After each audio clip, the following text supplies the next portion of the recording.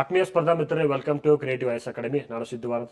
ಸ್ನೇಹಿತರೆ, ಈ ಒಂದು ವಿಡಿಯೋ ಸೆಷನ್ನಲ್ಲಿ ನಾನು ವಿಶೇಷವಾಗಿ ಈ ಸಹಾಯಕ ಪ್ರಾಧ್ಯಾಪಕರ ನೇಮಕಾತಿಗೆ ಸಂಬಂಧಿಸಿದಂತೆ ಕೆಲವು ವಿಚಾರಗಳನ್ನ ನಿಮ್ಮ ಜೊತೆ ನಾನು ಹಂಚ್ಕೊಳ್ತಾ ಹೋಗ್ತೀನಿ. ಇಲ್ಲಿ ಏನಪ್ಪಾ ಅಂದ್ರೆ, ಇಲ್ಲಿ ಸಹಾಯಕ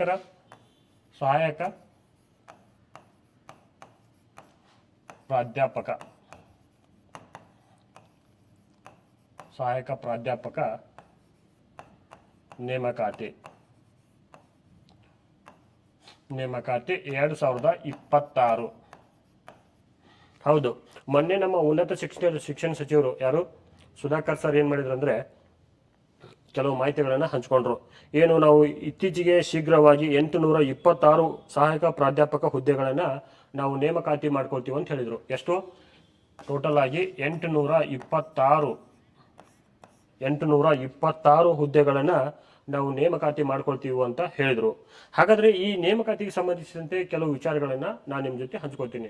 ಏನಪ್ಪಾ, ಇಲ್ಲಿ ಏನ್ ನಮ್ಗೆ ಕ್ವಾಲಿಫಿಕೇಶನ್ ಬೇಕು, ಮತ್ತೆ ಇದು ಯಾವಾಗ ನೋಟಿಫಿಕೇಶನ್ ಆಗುತ್ತಾ, ಅದಕ್ಕೆ ನಾವು ಪೂರ್ವ ತಯಾರಿ ಯಾವ ತರ ಮಾಡ್ಕೋಬೇಕು, ನೆಕ್ಸ್ಟ್ ಇದರಿಂದ ನಮಗೆ ಎಕ್ಸಾಮ್ ಬಂದಾಗ ಸಿಚುವೇಶನ್ಗಳನ್ನ ಯಾವ ತರ ಹ್ಯಾಂಡಲ್ ಮಾಡ್ಕೋಬೇಕು, ಎಕ್ಸಾಮ್ಗಿಂತ ಪೂರ್ವದಲ್ಲಿ ನಾವು ಯಾವ ಬುಕ್ಸ್ಗಳನ್ನ ಓದ್ಕೋಬೇಕು, ಯಾವ್ಯಾವ ಸಬ್ಜೆಕ್ಟ್ಗೆ ಎಷ್ಟು ಹುದ್ದೆಗಳಿದಾವೋದಿಲ್ಲಿ ನಾನು ನಿಮ್ ಜೊತೆ ಹಂಚ್ಕೊಳ್ತಾ ಹೋಗ್ತೀನಿ.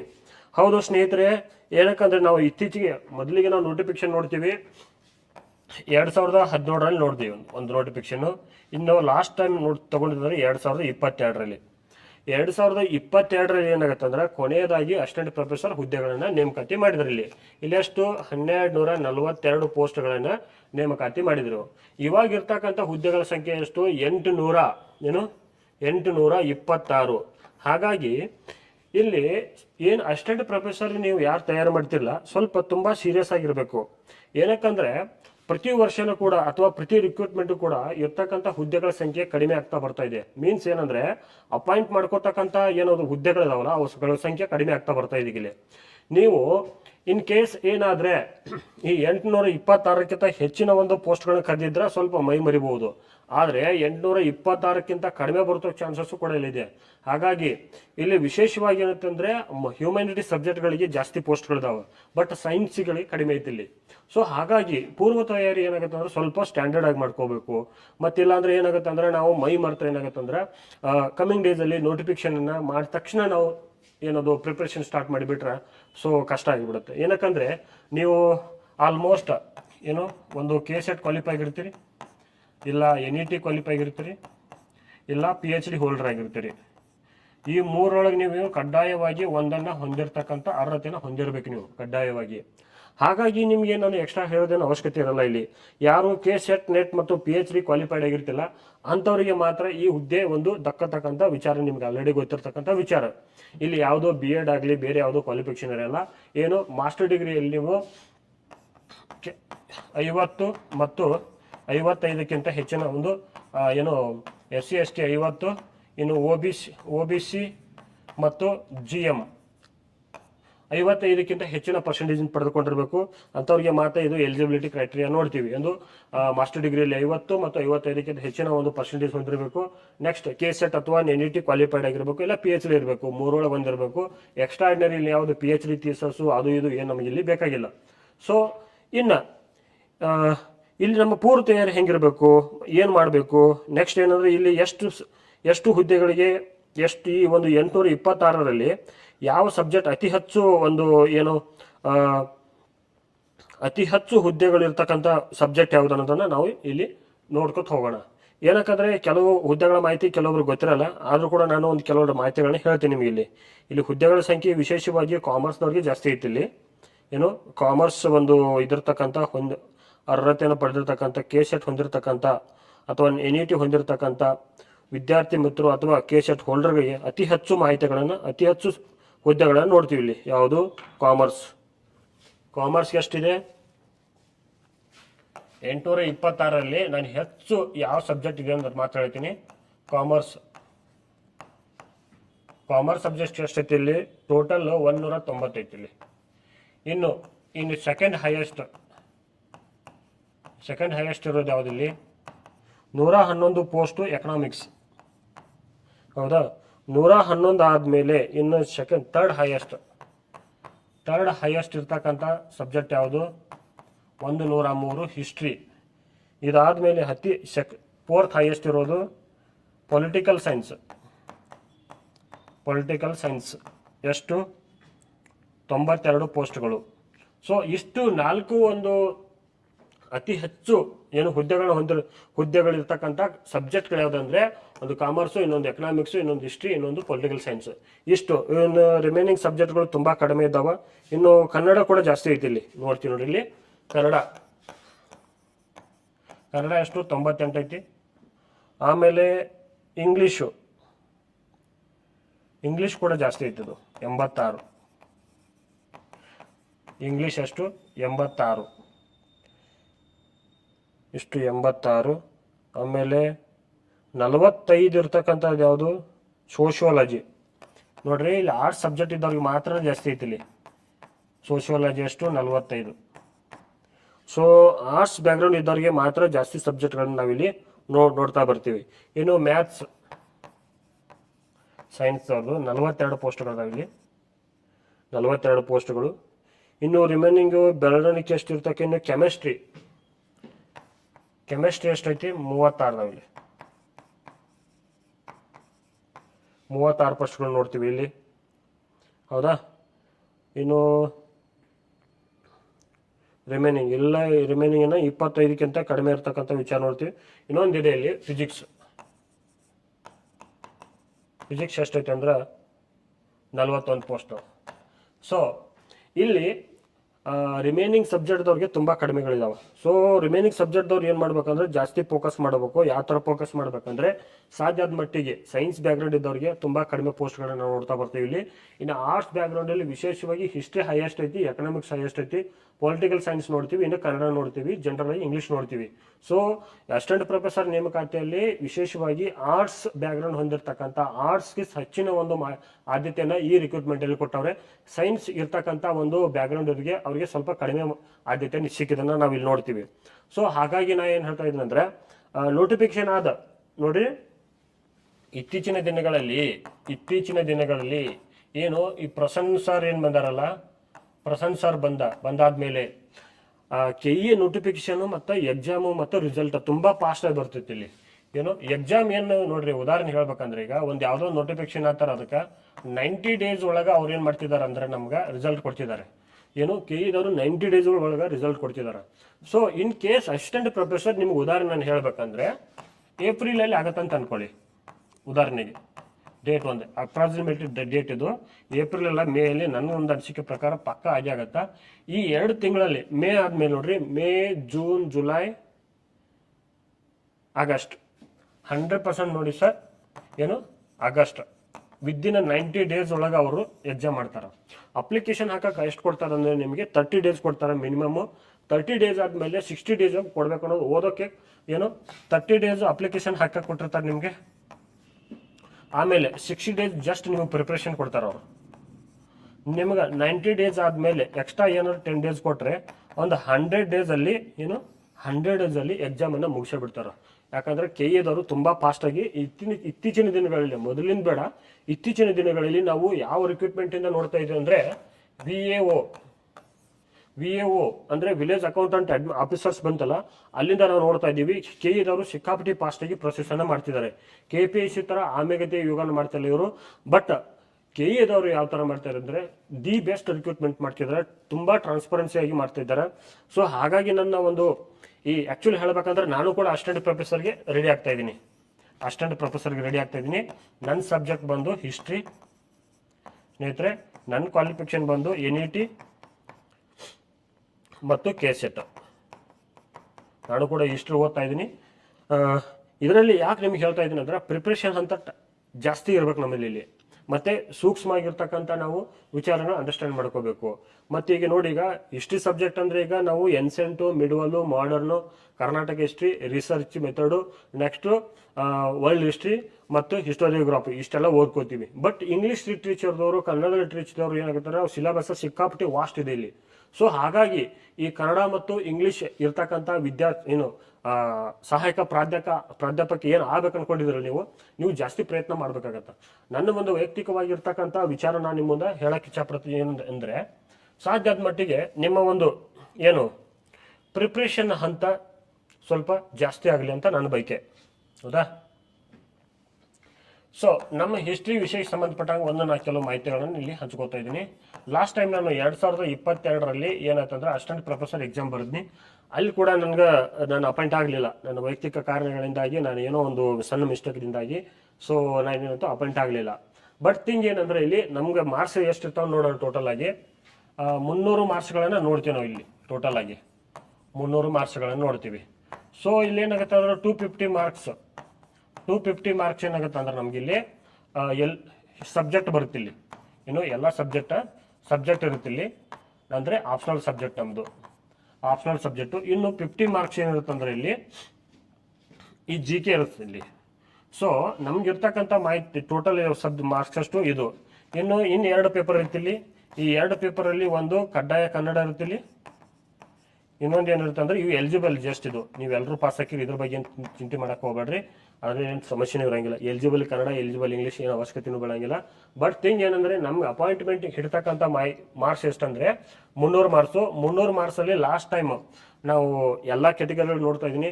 140+ ಇದ್ದವರು ನೋಡಿ, 140+ ಇದ್ದವರೆಲ್ಲ ಅಪಾಯಿಂಟ್ ಆಗಿದ್ದಾರೆ. ಆಲ್ಮೋಸ್ಟ್ ಯಾವುದೇ ಕೆಟಗರಿ ತೋರಿ 140+ ಯಾರು ಮಾರ್ಕ್ಸ್ ತೆಗೆದಿದ್ದಾರ, 300 ಮಾರ್ಕ್ಸ್ಗೆ ಯಾರು 140+ ಮಾರ್ಕ್ಸ್ ತೆಗೆದಿದ್ದಾರಲ್ಲ ಅವರು ಅಪಾಯಿಂಟ್ ಆಗಿದ್ದಾರೆ. ಸೊ ಇಲ್ಲಿ ಏನಂತಂದ್ರೆ ನಾವು ನೆಗೆಟಿವ್ ಕೂಡ ಇಲ್ಲಿ ನೋಡ್ತೀವಿ. ಇಲ್ಲಿ ನೆಗೆಟಿವ್ ಮೇಕಿಂಗ್ ಕೂಡ ಇರುತ್ತೆ ಇಲ್ಲಿ, ಅದು ಗಮನಕ್ಕಿರಲಿ ನಿಮ್ಗೆ. ಈ ನೆಗೆಟಿವ್ ಮೇಕಿಂಗ್ ಕಡಿಮೆ ಮಾಡಬೇಕು ಸಾಧ್ಯ ಆದ ಮಟ್ಟಿಗೆ. ನಾವು ಏನಾದರೂ ಈ ಸಲ ರಿಕ್ರೂಟ್ಮೆಂಟಲ್ಲಿ ನನ್ನ ಒಂದು ಅಂದಾಜಿನ ಪ್ರಕಾರ ನೀವು ಈ 300 ಮಾರ್ಕ್ಸಿಗೆ ನೆಗೆಟಿವ್ ಕಳೆದು ಯಾಕಂದರೆ ಕಾಂಪಿಟೇಷನ್ ಲೆವೆಲ್ ಜಾಸ್ತಿ ಐತಿ, 160+ ಮಾರ್ಕ್ಸ್ ತೆಗಿಬೇಕು ನೋಡಿ. 150+ ಮಾರ್ಕ್ಸ್ ತೆಗಿಬೇಕು. ಮುಂಚೆ ಏನಿತ್ತಂದ್ರೆ ಕ್ವಶನ್ ಪೇಪರ್ ಸ್ಟ್ಯಾಂಡರ್ಡ್ ಲೆವೆಲ್ ಕಡಿಮೆ ಇತ್ತು. ಇವಾಗ ಇತ್ತೀಚಿನ ಒಂದು ನಾವು KEA ನೋಡಿ ಸ್ನೇಹಿತರೆ, ನಾನು ನೋಡಿರ್ತಕ್ಕಂಥ KEA ಇವಾಗ ನಡೆಸ್ತಕ್ಕಂಥ ಪರೀಕ್ಷಾ ಮಟ್ಟ ತುಂಬಾ ಡಿಫ್ರೆಂಟ್ ಆಗಿ ಬಂದಿದ್ದೀಗ. ತುಂಬಾ ಅಂದ್ರೆ ತುಂಬಾ ಡಿಫ್ರೆಂಟ್. ಏನಕ್ಕಂದ್ರೆ KEA 708 ಹುದ್ದೆಗಳಿಗೆ ಸಂಬಂಧಿಸಿದಂತೆ ಸ್ಟಾರ್ಟಿಂಗ್ ಒಂದು ಇವ್ರು ಮಾಡ್ತಾರೆ ಇಲ್ಲಿ. ಮೊನ್ನೆ SDA ಮೀನ್ಸ್ PUC ಮೇಲಿನ ಪರೀಕ್ಷೆಗಳಿಗೆ ಕ್ವಶನ್ ಅನ್ನ UPSC ಮಟ್ಟದ ಹಂತದ ಪ್ರಶ್ನೆಗಳನ್ನು ಕೇಳಿದ್ರು. ಹಾಗಾಗಿ ನಾನು ಇಲ್ಲಿ ಏನು ವಿಚಾರ ಹೇಳ್ತಾ ಇದ್ದೀನಿ ಅಂದ್ರೆ, ನೀವು ಅಸಿಸ್ಟೆಂಟ್ ಪ್ರೊಫೆಸರ್ ಹುದ್ದೆಗೆ ತಯಾರಾಗ್ತಿದ್ರಲ್ಲ, ಅಸಿಸ್ಟೆಂಟ್ ಪ್ರೊಫೆಸರ್ ಹುದ್ದೆಗೆ ತಯಾರಾಗ್ತಾ ಇದ್ದೀರಿ. ಇಲ್ಲಿ ನಮ್ಗೆ ಕ್ವಾಲಿಫಿಕೇಶನ್ ಏನು ಬರುತ್ತೆ, ಇಲ್ಲಿ NET ಇರಬೇಕು, ಇನ್ನು KSET ಇರಬೇಕು, ನೆಕ್ಸ್ಟ್ PhD ಇರಬೇಕು. ಈ 3 ವಿದ್ಯಾರ್ಥಿ ಹೊಂದಿರತಕ್ಕಂಥ ವ್ಯಕ್ತಿ ಈ ಎಕ್ಸಾಮನ್ನು ಬರಿಬೇಕು. ಸೊ ಹಂಗಾದ್ರೆ KEದವರು ಏನು SDA ಹುದ್ದೆಗೆ ಅಷ್ಟು ಆ ಮಟ್ಟದ ಒಂದು ಕ್ವಶನ್ ಪೇಪರ್ ತೆಗಿತಾರಂದ್ರೆ, ಇನ್ನು ಅಸಿಸ್ಟೆಂಟ್ ಪ್ರೊಫೆಸರ್ ಹುದ್ದೆಗೆ ಯಾವ ಥರ ತೆಗಿಬಾರ್ದು ಅನ್ನೋ ನಮ್ಮಲ್ಲಿ ಪ್ರಶ್ನೆ ಮೂಡುತ್ತಲ್ಲಿ. ಸೊ ಇಲ್ಲೇನು ದೊಡ್ಡ ಒಂದು ಬಂಡೆನ ತಂದು ಮುಂದೆ ನಿಲ್ಸಲ್ಲ. ಬಟ್ ಥಿಂಗ್ ಏನಂದ್ರೆ ಆ ಒಂದು ಕ್ವಶನ್ನ ಗುಣಮಟ್ಟ ಮತ್ತು ಕ್ವಶನ್ ಅಲ್ಲಿ ಇರ್ತಕ್ಕಂಥ ತಾಂತ್ರಿಕತೆ ಅವುಗಳನ್ನ ಏನ್ ಮಾಡ್ತಾರೆ ಅಂದ್ರೆ ಉತ್ತಮ ಗುಣಮಟ್ಟದಲ್ಲಿ ಸಿದ್ಧಪಡಿಸ್ತಿದ್ದಾರೆ ಅವರು KEದವರು. ಹಾಗಾಗಿ ಏನಕ್ಕಂದ್ರೆ ಈ PhD ಮಟ್ಟದ ಮತ್ತೆ ವಿಶ್ವವಿದ್ಯಾಲಯದ ಮಟ್ಟದಲ್ಲಿ ಏನಂತಾರಂದ್ರೆ ಕ್ವಶನ್ ಪೇಪರ್ ಸೆಟ್ ಮಾಡ್ತಕ್ಕಂಥ ಒಬ್ಬ ಎಕ್ಸ್ಪರ್ಟ್ ಕಮಿಟಿ ಇರ್ತದೆ. ಸೊ ಆ ಎಕ್ಸ್ಪರ್ಟ್ ಕಮಿಟಿ ಅವ್ರು ಏನ್ ಮಾಡ್ತಾರಂದ್ರೆ ಬರ್ಬರ್ತಾ ಕ್ವಶನ್ ಪೇಪರ್ನ ಟಫ್ ಲೆವೆಲ್ ನೋಡ್ತಿದ್ದಾರೆ. ಈಗ ನೀವು ಕೂಡ ನಿನ್ನೆನೆ NET ರಿಸಲ್ಟ್ ಬಂತು, ನಾವು ನೋಡ್ತಾ ಬಂದಿದ್ದೀವಿ. ಮುಂಚೆ ಏನಾಗುತ್ತೆ ಅಂದ್ರೆ NETಗೆ ನೀವು JRF ಪಾಸ್ ಆಗಕ, JRF ಕ್ವಾಲಿಫೈಗೆ 170 180 ಮಾರ್ಕ್ಸ್ ತೆಗೆದ್ರೆ ಸಬ್ಜೆಕ್ಟ್ಗಳಲ್ಲಿ ನೀವು JRF ಆಗ್ತಿದ್ರಿ. ಬಟ್ ನಮ್ಮ ಹಿಸ್ಟ್ರಿ ಸಬ್ಜೆಕ್ಟ್ ನಾವು ನೋಡಿದಾಗ ನಿನ್ನೆ ಹಿಸ್ಟ್ರಿ ಸಬ್ಜೆಕ್ಟ್ ನೋಡಿದಾಗ ನಾವು 216 ಮಾರ್ಕ್ಸ್ ಬಂದಿದ್ದಿಲ್ಲಿ. 216 ಮಾರ್ಕ್ಸ್ JRFಗೆ. ಹಾಗಾಗಿ ಎಲ್ಲಾ ಕ್ಯಾಟಗರಿಗಳನ್ನು ನೋಡ್ತಾ ಬಂದಾಗ ನಾವು 190+ JRF ಮಾಡ್ಬೇಕು. JRF ಕ್ವಾಲಿಫೈ ಆಗ್ಬೇಕಾದ್ರೆ 190+ ಮಾರ್ಕ್ಸ್ ತೆಗಿಬೇಕಾಗಿತ್ತು. ಸೊ ಈ ಎಕ್ಸ್ಪರ್ಟ್ ಕಮಿಟಿ ಏನ್ ಮಾಡ್ತಿದ್ರೆ ಕಮಿಂಗ್ ಡೇಸ್ ಅಲ್ಲಿ ಈ ಒಂದು NET ಕ್ವಶನ್ಸ್ಗಳ ಆಧಾರದ ಮೇಲೆ NET ಕ್ವಶನ್ಸ್ಗಳ ಆಧಾರದ ಮೇಲೆ ಏನ್ ಮಾಡ್ತಾ ಇದೆ ಅಂದ್ರೆ ಅವರು ಈ ಒಂದು ಕ್ವಶನ್ ಅಸಿಸ್ಟೆಂಟ್ KEಯ ಕ್ವಶನ್ ಪೇಪರ್ ಐತಲ್ಲ, KE assistant question paper set ಮಾಡ್ತಾರಂತ ನನ್ನ ಮನೋಭಾವನೆ ಐತಿ. ಹಾಗಾಗಿ ನೀವೇನ್ ಮಾಡ್ರಿ, ಸಾಧ್ಯ ಆದ ಮಟ್ಟಿಗೆ NET ಮತ್ತು ಬೇರೆ ರಾಜ್ಯಗಳ ಒಂದು KSET ಪರೀಕ್ಷೆಗಳ ಒಂದು ಕ್ವಶನ್ ಪೇಪರ್ ಅನ್ನ ಸಾಲ್ವ್ ಮಾಡ್ರಿ. ಸಾಧ್ಯ ಆದ ಮಟ್ಟಿಗೆ ಬೇರೆ ರಾಜ್ಯಗಳು ಏನ್ ಮಾಡಿರ್ತಾವಲ್ಲ ಅವುಗಳ ಕ್ವಶನ್ ಪೇಪರ್ಗಳನ್ನ ಸಾಲ್ವ್ ಮಾಡ್ಕೊಡ್ರಿ. ಆಮೇಲೆ ಪ್ರೀವಿಯಸ್ ಏನಿದೆ KSET ಐತಲ್ಲ, KSET ಈ 2015ರಿಂದ ನೋಡ್ರಿ, ಅಂದ್ರೆ 10 ವರ್ಷದ ಹಳೆಯ ಪ್ರಶ್ನೆ ಪತ್ರಿಕೆಗಳನ್ನ ಸಾಧ್ಯ ಆದ ಮಟ್ಟಿಗೆ ಸಾಲ್ವ್ ಮಾಡಕ್ ಪ್ರಯತ್ನ ಮಾಡ್ರಿ. ಮತ್ತೆ ನಮ್ಗೆ ಈ ಸಿಕ್ಕಿರ್ತಕ್ಕಂಥ 2 ಪೇಪರ್ದಲ್ಲಿ ಅಸಿಸ್ಟೆಂಟ್ ಪ್ರೊಫೆಸರ್ದು 2022 ಮತ್ತು 2017 ಇವು 2 ಪೇಪರ್ ಬಿಟ್ಟರೆ ಬೇರೆ ಯಾವುದೂ ಸಿಗಂಗಿಲ್ಲ. ಸೊ ಅವನು ಕಲೆಕ್ಟ್ ಮಾಡ್ಕೊಡ್ರಿ. ಆಮೇಲೆ ಕೆ ಸೆಟ್ ನೋಡ್ಕೊಡ್ರಿ. ಇನ್ನು NET ಒಳಗೆ ಅಟ್ಲೀಸ್ಟ್ ಒಂದು 10 ಪೇಪರನ್ನು ನೀವು ಸಾಲ್ವ್ ಮಾಡಬೇಕು. 10 ಪೇಪರ್ಗಳನ್ನು ಸಾಲ್ವ್ ಮಾಡಬೇಕು. ಅವಾಗ ಏನಾಗತ್ತಂದ್ರೆ ನಿಮ್ಮ way of thinking, presence of mind, thinking of capacity, how can it solve ಅನ್ನೋದನ್ನು ಒಂದು ಮನೋಭಾವನೆ ಮೂಡ್ತೈತಿ. ಮತ್ತೆ ಅದಕ್ಕೆ ಬೇಕಾದಂಥ ಸಿದ್ಧತೆ, ಪ್ರಿಪ್ರೇಷನ್ ಹಂತವನ್ನ ಜಾಸ್ತಿ ಮಾಡ್ಕೊಡ್ರಿ ಅಂತ ನಾನು ನಿಮ್ಗೆ ಹೇಳ್ತಾ ಇದ್ದೀನಿ. ಇನ್ನೊಂದು ವಿಚಾರನ ನಾನು ಹೇಳ್ಬೇಕಂದ್ರೆ ಇನ್ನು ಇಲ್ಲಿ ಇಂಪಾರ್ಟೆಂಟ್ ಏನಂದ್ರೆ ಯಾವ ಬುಕ್ಸ್ ರೆಫರ್ ಮಾಡ್ಬೇಕು ಅನ್ನೋದು ಬರುತ್ತೆ. ಇಲ್ಲಿ ಯಾವ ಬುಕ್ಸ್ ರೆಫರ್ ಮಾಡ್ಬೇಕು ಅನ್ನೋದು ಬರುತ್ತೆ ಸ್ನೇಹಿತರೆ. 2022ರಲ್ಲಿ ನಾನು ಹಿಸ್ಟ್ರಿಯಲ್ಲಿ ಏನಾಗುತ್ತಂದ್ರೆ ಈ ಅಸಿಸ್ಟೆಂಟ್ ಪ್ರೊಫೆಸರ್ ಎಕ್ಸಾಮ್ ಬರೆದ್ನಿ. ಬಟ್ ಸಮಸ್ಯೆ ನನಗೆ ಏನಾಯ್ತು ಅಂದ್ರೆ ಓವರ್ ಆಲ್ ಆಗಿರ್ತಕ್ಕಂಥ ಒಂದು ಕಂಟೆಂಟ್ ನನಗೆ ಸಿಗ್ಲಿಲ್ಲ. ಯಾಕಂದ್ರೆ ನಾನು NET ಕ್ವಾಲಿಫೈ ಆಗಿದ್ದೆ, ಕೆ ಸೆಟ್ ಕ್ವಾಲಿಫೈ ಆಗಿದ್ದೆ. ಬಟ್ ಏನಂದ್ರೆ ನನ್ನ ಹಣೆ ಬರಕ್ಕೆ ನಾನು ಓದಿದ್ದ ಬಂದಿತ್ತಲ್ಲಿ. ಬಟ್ ಇಲ್ಲಿ ಏನಾಯ್ತು ಅಂದ್ರೆ ಅಸಿಸ್ಟೆಂಟ್ ಪ್ರೊಫೆಸರ್ ಒಳಗೆ ಕ್ವಶನ್ನ ಗುಣಮಟ್ಟ ಜಾಸ್ತಿ ಆಗಿಬಿಡ್ತು. ಮತ್ತೆ ನೆಗೆಟಿವ್ ಹೋಗುತ್ತಂತ ಭಯ ಬಂದು ನಾನೇ ಕೆಲವು ಕ್ವಶನ್ಗಳನ್ನ ಸ್ಕಿಪ್ ಮಾಡಿದ್ದೆ. ಸೊ ಅಂಥ ಸಮಸ್ಯೆಗಳನ್ನ ನಿಮ್ಮಲ್ಲಿ ಕೂಡ ಉದ್ಭವಿಸಬಾರ್ದು. ಏನಕ್ಕಂದ್ರೆ ಈ ಬುಕ್ಸ್ಗಳನ್ನ ಓದ್ಕೋಬೇಕಾದ್ರೆ ಅಥೆಂಟಿಕ್ ಬುಕ್ಸ್ಗಳನ್ನ ಓದ್ಕೊಡ್ರಿ. ಏನು ಹಿಸ್ಟೋರಿಯನ್ಗಳು ಬರೆದಿರ್ತಕ್ಕಂಥ ಬುಕ್ಸ್ಗಳನ್ನ ಓದ್ಕೊಡ್ರಿ. ಹಿಸ್ಟೋರಿಯನ್ಸ್ ಏನು ಬರೆದಿರ್ತಾರಲ್ಲ ಆ ಬುಕ್ಸ್ಗಳನ್ನ ಓದ್ಕೊಡ್ರಿ. ನಾವು ಉದಾಹರಣೆ ಹೇಳ್ಬೇಕಾದ್ರೆ RS ಶರ್ಮಾ ಅವ್ರದ್ದು ಒಂದು ಹಿಸ್ಟ್ರಿ, RS ಶರ್ಮಾ ಅವ್ರದ್ದು ಈ ಪ್ರಾಚೀನ ಭಾರತ ಕನ್ನಡದಾಗೂ ಸಿಗುತ್ತೆ ನಿಮ್ಗೆ. ಇದು ಪ್ರಾಚೀನ ಭಾರತ ಕನ್ನಡದಾಗ ಸಿಗುತ್ತಾ. ಇನ್ನು AL ಭಾಷ್ಯಂ ಅವ್ರದ್ದು AL ಭಾಷ್ಯಂ ಪ್ರಾಚೀನ ಭಾರತ ಎಂಬ ಅದ್ಭುತ ನೋಡ್ಕೊಡ್ರಿ. ಪ್ರಾಚೀನ ಭಾರತ ಎಂಬ ಅದ್ಭುತ, ಇದು ಕನ್ನಡದಲ್ಲಿ ಟ್ರಾನ್ಸ್ಲೇಟ್ ಇರ್ತಕ್ಕಂಥ ಬುಕ್ಕು. ಇನ್ನು RC ಮಜುಮ್ದಾರ ಭಾರತದ ಪ್ರೌಢ ಇತಿಹಾಸ.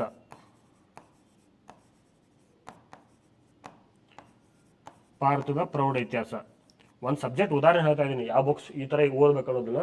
ಹಿಸ್ಟ್ರಿ ಸಂಬಂಧಪಟ್ಟಂಗ ಹಿಸ್ಟೋರಿಯನ್ ಬುಕ್ಸ್ಗಳನ್ನ ಯಾಕೆ ಓದ್ಬೇಕಂದ್ರೆ ಇವರು KE ಎಕ್ಸ್ಪರ್ಟ್ ಕಮಿಟಿ ಏನಂತಂದ್ರೆ ಬಹಳ ಸೀನಿಯರ್ ಪ್ರೊಫೆಸರ್ಗಳು ಇರ್ತಾರೆ. ಆ ಸೀನಿಯರ್ ಪ್ರೊಫೆಸರ್ಗಳು ಏನ್ ಮಾಡ್ತಾರೆ ಅಂತ ಹಿಂದಿರ್ತಕ್ಕಂಥ ಹಿಸ್ಟೋರಿಯನ್ ಬುಕ್ಸ್ಗಳನ್ನ ಮಾತ್ರ ಅವರು ರೆಫರ್ ಮಾಡ್ತಾರೆ. ಅಲ್ಲಿರ್ತಕ್ಕಂಥ ಕಂಟೆಂಟ್ ತಂದ ಕ್ವಶನ್ಸ್ ಮಾಡಿ ಡಂಪ್ ಮಾಡಿ ಇಟ್ಟಿರ್ತಾರೆ ಅವರು.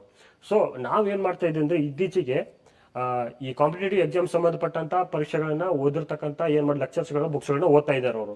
ಸೊ ಅಂತ ಬುಕ್ಸ್ಗಳನ್ನ ಓದ್ರಿಂದ ನಮಗೆ ಕಂಪ್ಲೀಟ್ ನಾಲೆಜ್ ಸಿಗಂಗಿಲ್ಲ. ನೆಕ್ಸ್ಟ್ ಅಂದ್ರೆ ಆ ಕ್ವಶನ್ಗಳ ಗುಣಮಟ್ಟ ಅರ್ಥ ಮಾಡ್ಕೊಳಕ್ ನಮಗಾಗಲ್ಲ.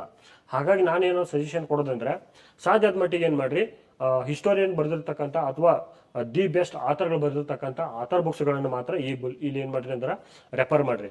ಏನಕ್ಕಂದ್ರೆ ನಾಳೆ ನೀವು ಏನು ನನ್ಗೆ ಆ ಸಮಸ್ಯೆ ಹೇಳ್ತಾ ಇದ್ದೀನಿ ನಿಮಗೆ, ಈ ಸಮಸ್ಯೆಗಳು ಉದ್ಭವಿಸಬಾರ್ದು ಅಂತ ಹೇಳ್ತಾ ಇದ್ದೀನಿ ನಿಮಗೆ ನಾನು.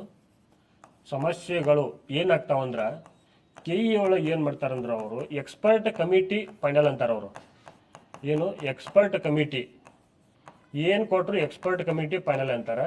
ನಾಳೆ ನೀವು ಇನ್ ಕೇಸ್ ಕೋರ್ಟಿಗೂ ಕೂಡ ಹೋದ್ರೆ ರಿವೈಸ್ ಕೀ ಆನ್ಸರ್ ಬಿಟ್ಟಾಗ ಅದಾದ್ಮೇಲೆ ಅವ್ರು ಕೊಟ್ಟಿದ್ದೆ ನಾವು ತಪ್ಪಂತೂ ವಾದ ಮಾಡಕ್ ಹೋಗ್ಬೇಕಾದ್ರ ಏನು ಅವರು KEದವ್ರು ತಪ್ಪು, ಕೀ ಆನ್ಸರ್ ತಪ್ಪಿದೆ, ನಮ್ಮ ಉತ್ತರ ಸರಿಯಾಗಿದೆ ಅಂತ ನೀವೇನೋ ವಾದ ಮಾಡಕ್ ಹೋಗ್ಬೇಕಾದ್ರ ನೀವು ಕಡ್ಡಾಯವಾಗಿ ಹಿಸ್ಟೋರಿಯನ್ ಬುಕ್ಸ್ಗಳು ನಿಮ್ಮ ಹತ್ರ ಇರಬೇಕು. ಹಿಸ್ಟೋರಿಯನ್ ಬರೆದಿರ್ತಕ್ಕಂಥ ಬುಕ್ಸ್ಗಳು, ಅಥೆಂಟಿಕ್ ಆಥರ್ ಬುಕ್ಸ್ಗಳು ನಿಮ್ಮ ಹತ್ರ ಇರಬೇಕು.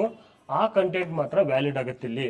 ಸೊ ಅದಕ್ಕಾಗಿ ನೀವೇನ್ ಮಾಡ್ರಿ, ಸಾಧ್ಯ ಆದ ಮಟ್ಟಿಗೆ ಅಥೆಂಟಿಕ್ ಬುಕ್ಸ್ಗಳನ್ನ ಓದ್ಕೊಡ್ರಿ. ಇನ್ನು ವಿಶೇಷವಾಗಿ ಈ ಮೈಸೂರು ಯೂನಿವರ್ಸಿಟಿ ಅವ್ರ ವಿಶೇಷವಾಗಿ KSYU ಅವರು ನೋಟ್ಸ್ ತುಂಬಾ ಚೆನ್ನಾಗಿದ್ದಾವೆ.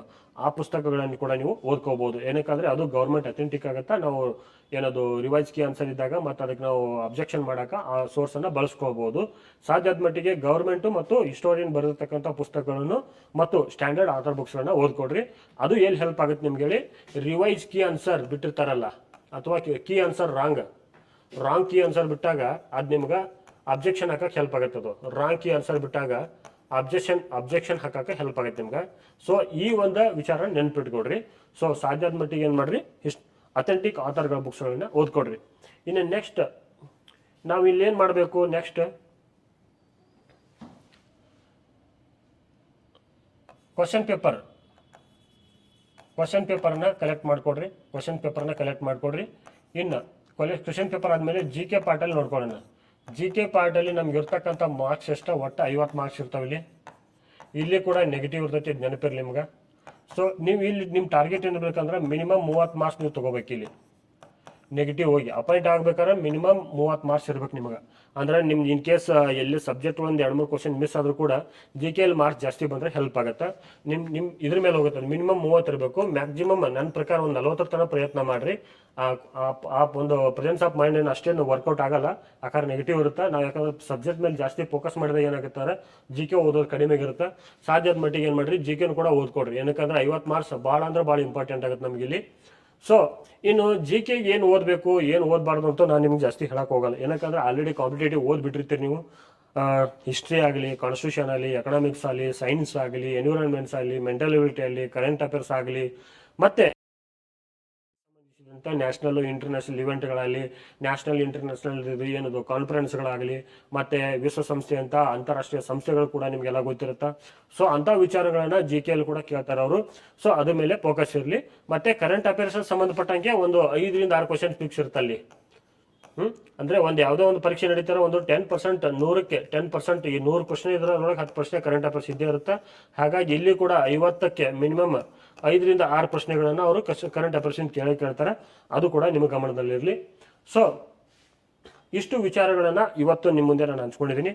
ಮುಂದಿನ ಒಂದು ವಿಡಿಯೋ ಸೆಷನ್ ಅಲ್ಲಿ ನಾನು ಏನ್ ಮಾಡ್ತಾ ಇದ್ನಂದ್ರೆ ಬೇರೆ ಬೇರೆ ವಿಷಯಗಳಿಗೆ ಸಂಬಂಧಿಸಿದಂತೆ ಯಾವ ಪುಸ್ತಕಗಳನ್ನ ಓದ್ಕೋಬೇಕು, ಏನು ಮಾಡಬೇಕು, ಮತ್ತೆ ಅವುಗಳನ್ನ ಓದಿದ್ರೆ ನಮ್ಗೆ ಯಾವ ಥರ ಓದ್ಕೋಬೇಕು ಅನ್ನೋದನ್ನ, ಆಮೇಲೆ ಯಾವ ಥರ ರಿವಿಷನ್ ಮಾಡ್ಕೋಬೇಕು ಅನ್ನೋದನ್ನ ಮುಂದೆ ಇದೇ ಸಬ್ಜೆಕ್ಟ್ಗೆ ಇದೇ ಪುಸ್ತಕಗಳನ್ನ ಓದಿದ್ರೆ ನಿಮ್ಗೆ ಹೆಲ್ಪ್ಫುಲ್ ಆಗುತ್ತಂತ ಒಂದು ಮಾಹಿತಿಗಳನ್ನು ಕೊಡೋಕೆ ಪ್ರಯತ್ನ ಮಾಡ್ತೀನಿ.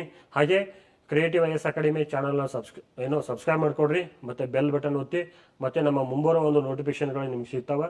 ಮತ್ತು ಅಸಿಸ್ಟೆಂಟ್ ಪ್ರೊಫೆಸರ್ ಮತ್ತು ಪಿ ಯು ಕಾಲೇಜ್ ಲೆಕ್ಚರ್ ಮಾಹಿತಿಗೆ ಸಂಬಂಧಪಟ್ಟಂಗೆ ನಾನೇ ನಿಮಗೆ ಖುದ್ದಾಗಿ ಬಂದು ಅದಕ್ಕೆ ಸಂಪೂರ್ಣವಾದ ಮಾಹಿತಿಗಳನ್ನು ಕೊಡೋಕ್ಕೆ ಸಂಪೂರ್ಣವಾದ ಮಾಹಿತಿಗಳನ್ನು ನೆಕ್ಸ್ಟ್ ವಿಡಿಯೋದಲ್ಲಿ ಕೊಡ್ತೀನಿ.